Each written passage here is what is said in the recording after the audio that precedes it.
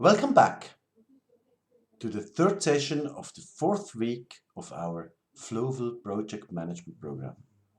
I'm really happy that you are still on track and we go ahead with another very interesting topic. Just as a reminder, you remember we are still in the planning. We will finish up in the next session the project planning and go to the project implementation. So in the project planning, we move on to the total cost consideration now. This is a very important phase because now it's the first point where you have the overview over all the project costs. And it's exactly this time where you should do some kind of an evaluation. You have now the project intention, the objectives of your project owner.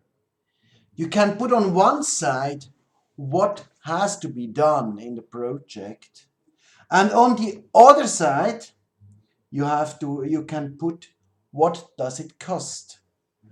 And to be honest, out of my experience, it's all the time the cost is the critical element.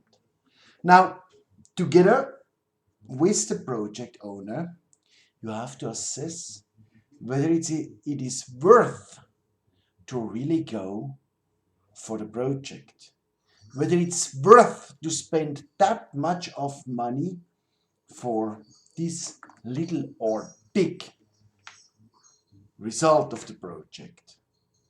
As I mentioned before, in our project, I think I talked about 40 million investment in creating 100-bedroom hotel. Okay, welcome to Swiss price level, but this is really realistic.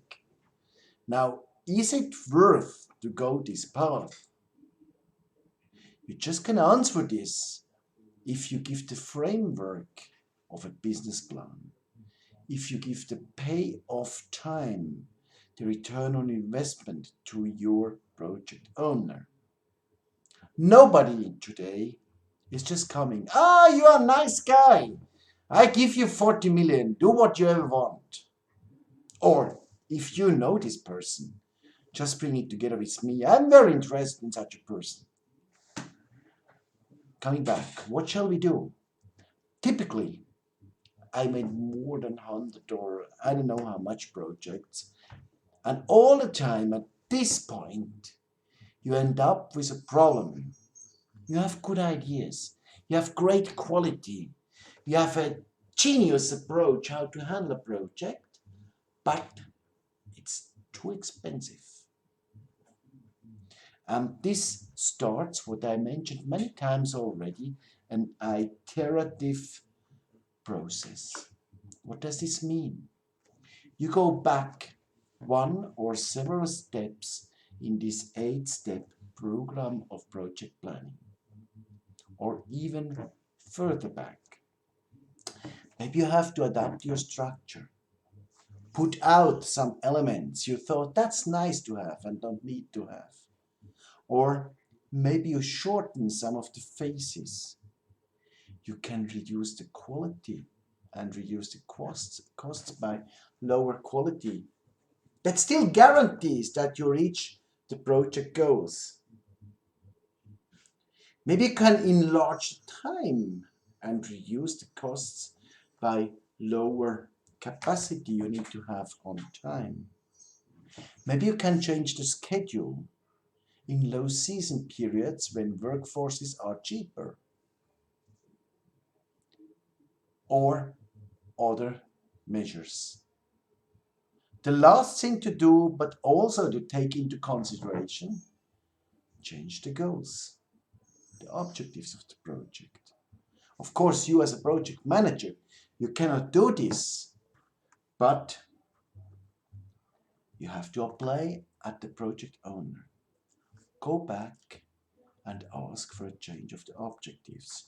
Enlarge the period, reduce the quality. If he doesn't want to spend enough money, maybe you can't realize this 5-star hotel, you have to do a 4-star hotel. But if you can show the investor that there's more return on investment on a 4-star level than on a 5-star level, there could be an approach to go for. So make a plan. But be aware, never in my career, it was possible to just walk through. Typically takes this road, these loops going back. And this is the first challenge for your team. Will the team be frustrated by going back, redo the work, just start the discussions from new? Or will it be challenged and find a good solution, even if it looks a little bit more critical? I can tell you, if you manage to overcome this, then you will have a very great team. Any question? Go to the forum. We will stay in touch. See you soon in the last session of the 4th week. Nice to have you on the course. Looking forward to your comments. Bye bye.